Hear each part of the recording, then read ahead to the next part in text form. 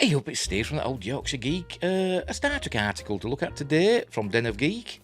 As usual, links in the description. Don't forget, like and subscribe, share the videos, drop a comment, hit the notification bell if you're subscribed already. Also on Rumble and Odyssey and Spotify and Amazon Music Podcasts and Google Podcasts. Also on Facebook, Instagram and Twitter. Links for all that is in the description, as are the links for my 2 books. There we go. Silent Predator, short horror novella, Mercury Rapids, can't see it from my hand, there we go, Mercury Rapids, light-hearted action-adventure, they're both on Amazon, Kindle, paperback, it's all a bit of fun, right, where have I put it, there we go. Right, will Star Trek Deep Space Nine's Benjamin Sisko ever return to the TV universe? With Star Trek bringing back elements from Deep Space Nine, is it time for Avery Brooks to return as Captain Benjamin Sisko? And there he is. Personally, I don't think so. I don't think he does a lot these days, Avery Brooks. I think he's pretty much retired. Between 1966 and 2005, by the way, this article contains spoilers for Picard Season 3. Who cares?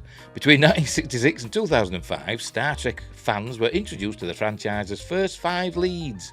James T. Kirk in the original series, Jean-Luc Picard in The Next Generation, Benjamin Sisko of Deep Space Nine, Voyager's Catherine Janeway, and Jonathan Archer from Enterprise. Archer has not been seen since the end of Enterprise, because that show's storyline ended just over 100 years before Kirk's mission began, though his Kelvinverse counterpart was apparently long-lived enough for Scotty to beam his Beagle into space. Admiral Archer, they mentioned. And he's also got a starship named after him, which we saw. We didn't see the ship, but we saw it in a graphic on Star Trek Nemesis. But Kirk has appeared in 2 later series, the original spin-off, the animated series in the 1970s, and more recently in Strange New Worlds. Plus, of course, the Kelvinverse films. The character appeared, not the same actors. Plus, of course, the Kelvinverse films. Janeway is a recurring character in Prodigy, which functions almost as a sequel series to Voyager. And Picard got his own spin-off named after him, with a 3rd and final season that functions as a sequel series to The Next Generation. So where is Captain Benjamin Sisko, and why have we not seen or heard from him since the beginning, since the Deep Space Nine finale, What You'll Leave Behind? The most obvious explanation is that Sisko's character was left in a very different place than the other captains, figuratively and literally at the end of his series. While Kirk, Picard and Janeway all ended their series as captains and later became Starfleet admirals, Sisko ended Deep Space Nine not even living on the same plane of reality as Starfleet. He joined the Bajoran Prophets, aka the Wormhole Aliens, becoming a non-corporeal, extra-dimensional being existing outside of linear time. This makes it a lot more difficult for him to pop up in a cameo. Unlike, say, Janeway, who was able to quickly video call Picard to give him orders in Star Trek Nemesis. There's still ways of doing it. The Wormhole Prophets, they do give visions to people, so he could appear like that. Anyway, the only direct reference to Sisko in modern Star Trek had Lower Decks' Beckett Mariner confirm in the Season 3 episode Reflections that Sisko is working hard in a celestial temple. I hate Lower Decks. This presumably means that he is still profiting with the Wormhole Aliens at the time that episode is set. 2381. That's the year. And the common year, they put CE, they don't put AD. But the year 2381. 20 years before the currently airing Picard Season 3. When Lower Decks visits Deep Space Nine in the following episode, Sisko's baseball is still sitting on Colonel Kira's desk, so he has clearly not come back for it yet at that point. In Star Trek Online, Sisko convinces another prophet to give the player character a task, suggesting he is still at the Celestial Temple in that continuity as well. But the Celestial Temple is hardly an impossible place to come back from. In fact, actor Avery Brooks specifically requested that Sisko promise his pregnant wife Cassidy that he would come back to her. Brooks did not like the representation of a black man abandoning his pregnant wife to raise their child alone, and as a result Sisko appeared to reassure Cassidy that he would return, presumably while their child was still relatively young. As Picard Season 3 has clearly shown, suddenly meeting your child as an adult is not the same as raising them. Indeed, in the non-canon Star Trek novel-verse, Sisko has already come back. In the Deep Space Nine relaunch novels, he returned on the day of his and Cassidy's daughter's birth. In the new series of comics from IDW, which are horrible, well, the first 3 are, he returns after 3 years. Put him in charge of a ship, and the USS Theseus, and it's a terrible comic. Maybe it gets better, I don't know, but after 3 issues, I'm out. In the hypothetical new episode sketched out by Deep Space Nine's writers in the 2019 documentary What We Left Behind, Sisko reappears after 20 years and says, "I'm sorry, Jake, I lost track of time." Even if Sisko were still with the Prophets by the time of Picard, which would break his promise to Cassidy, who would have been waiting 26 years by then, there's nothing stopping him from featuring in any of the current shows as a Prophet, just as Wesley Crusher made a cameo appearance as a traveller in Picard Season 2. Just randomly. In fact, he should theoretically have a very easy time showing up whenever he wants, since time has no meaning to the Prophets. But time has meaning to Avery Brooks, you know. He's not getting any younger, is he? Like Wesley, Sisko could jump to other timelines, or could even pop up in the 23rd century of Strange New Worlds, or the 32nd century of Discovery, as well as the 24th and 25th century set Lower Decks, Prodigy, or Picard. So Sisko's return is far from impossible, but fans know better than to get their hopes up too much at this point. After all, Deep Space Nine tends to receive less attention among the wealth of references, homages, actor cameos, and other nods in the currently airing Star Trek shows.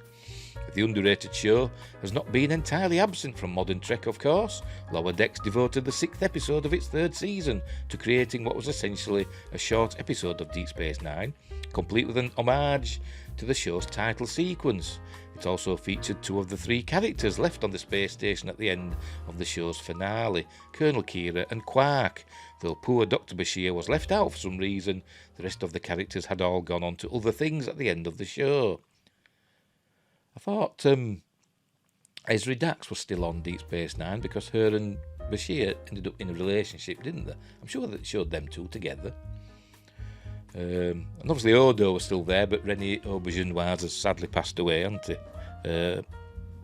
But I think they were pretty much all there still, weren't they?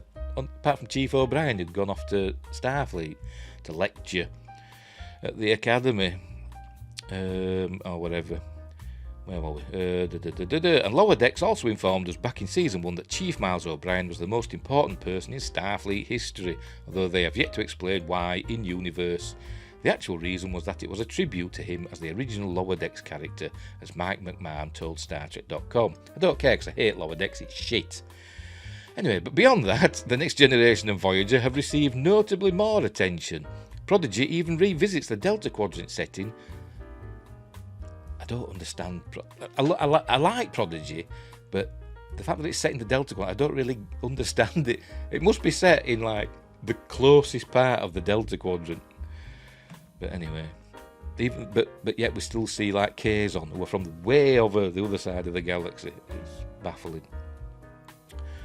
And the central storyline revolves around Voyager's former First Officer Chakotay going missing and Janeway trying to find him. Picard has also picked up on stories from Voyager, including by bringing back Jerry Ryan's 7 of 9. There has even been a Voyager cameo in Lower Decks, don't care, from Robert Duncan McNeil's Tom Paris. But however many references Lower Decks itself makes to other series, it is spiritually a sequel to and loving spoof of. It's not. It's just rubbish. The Next Generation. It even uses the same font on the credits and episode titles. And then there is Picard, which is a direct sequel to The Next Generation. Patrick Stewart and Brent Spiner are featured in all 3 seasons, and the 3rd season brings back most of the main cast members in some shape or form. Whether Denise Crosby will get a cameo as either Tasha Yar or her daughter Seela has yet to be seen. She said on Twitter or Instagram that she's not in it. So, I mean, she could be fibbing, but she said she's not in it. Surprisingly, Picard Season 3 may now also be the best hope for a surprise Sisko return in modern Trek. 2 characters from The Next Generation also appear as regular characters on Deep Space Nine. Colin Mean is Miles O'Brien, a recurring character on The Next Generation, transferred to Deep Space Nine at the beginning of the series, and he was joined from Season 4 onwards by Michael Dorn's Worf. We don't know whether we will get an appearance from Chief O'Brien. Perhaps Lower Decks has something in mind for him, but Worf is already making waves in Picard Season 3 as our eyes and ears into a new changeling conspiracy that threatens the Federation. As long-time Trek fans will undoubtedly remember, the Changelings were the founders of the Dominion, Deep Space Nine's main antagonists throughout the Dominion War storyline that dominated later seasons, and where the Changelings are Deep Space Nine, references must surely follow. In Picard Season 3 episode 17 Seconds, for example, Worf tells Raffi about an old friend of his from the Changelings' Great Link. This is, of course, a reference to Odo, one of two Deep Space Nine characters that we are sadly unlikely to see again because their actors, Rennie Auberjonois and Aaron Eisenberg, who played Nog, have passed away. As well as drawing on the series' major villains, Picard has also already made a sort of reference to Sisko himself. In the alternate timeline of Season 2, in which 7 of 9 is President Annika Hansen, General Sisko is mentioned to be a Confederation officer. When 7 tells her husband she wants a Confederation officer to brief her on the Vulcan War, it is Sisko he says he will call before she stops him because she wants Rios. Considering this is a reality in which General Picard has the skulls of Gul Dukat, General Martok, Grand Nagus Zek, more Deep Space Nine references, and Sarek on display in his trophy room, we can only imagine how vicious an enemy this General Sisko might be, but he does not appear on screen, and as an alternate timeline character, he is not our Sisko anyway. Picard Season 2 were crap. The first 2 episodes were the best 2 episodes, but even they were amazing.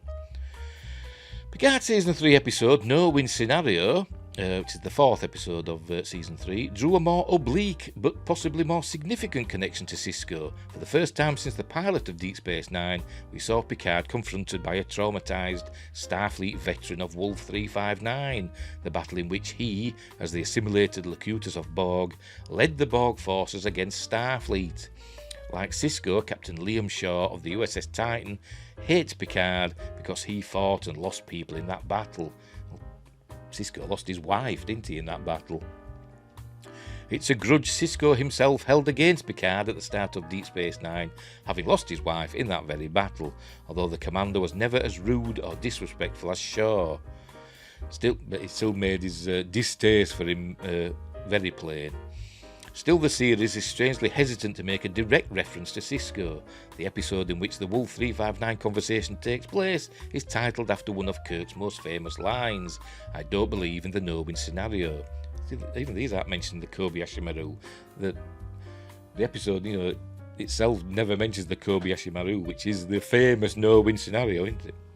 Even more oddly, it features a name drop for Janeway in a reference to an incident we never saw on screen that is not connected to 7 of 9 and that requires Voyager's occasional bad guys, the Hirogen, to somehow make it to the Alpha Quadrant. But they did exist pretty close, at this edge of the Delta Quadrant, didn't they? Pretty much.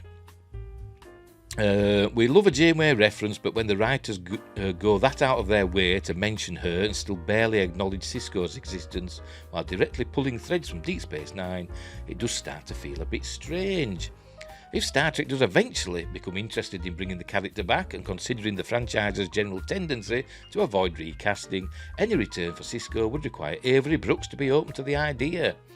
Brooks's most recent on-screen credit was for the film 15 Minutes back in 2001, that's 22 years ago. Since then, he has acted in theatre, narrated documentaries and audiobooks, and taught acting classes, and he did return to voice Captain Sisko for the Star Trek Legacy video game in 2006. He also took part in William Shatner's 2011 Star Trek documentary film, The Captains, but declined to appear in What We Left Behind, in which archival interview footage was used instead. To be clear, Brooks has never said that he's unwilling to play the character again. It could instead be a case of Brooks waiting for the right material, whether that means the right script, the right show, the right offer, or whether Brooks is simply uninterested in returning at all. Only Brooks would know. As fans, we can only hope that someday, somehow, he will be persuaded to give us at least one more glimpse of 1990s Trek's toughest captain. New episodes of Star Trek Picard stream on Thursdays on Paramount Plus, Fridays on Amazon Prime for the rest of the world. So there you go. I don't think he'll come back, and I don't think I don't even think they've thought of the idea, to be honest. The writers, because they live in a separate world to the rest of fandom. The Star Trek writers, they say they're fans, but they don't do things that fans really want most of the time, because they have a different mindset, in my opinion.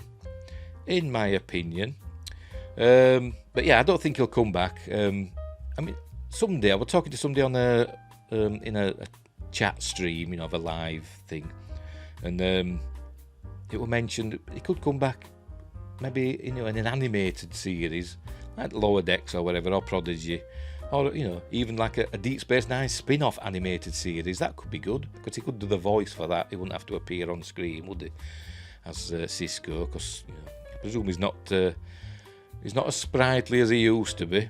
But I haven't seen photos of him recently, so I couldn't say. I'll have a look around to see if I can find a photo and stick it there. But anyway, so we'll leave it there. Will Deep Space Nine's Benjamin Sisko ever return? I don't think so. I don't think he will. But you never know. I don't think Tasha Yar, Denise Crosby, I don't think she'll be back either. Even though she said she would. But as I said, I think the writers don't think. If they do think of these things, I think they soon dismiss it, because they can't think of a way to write them in. Just ask fans; they'll think of things for you. But anyway, so there we go. So we'll leave it there. So, thanks for watching. Wherever you are, look after each other, and until next time, I'll see thee.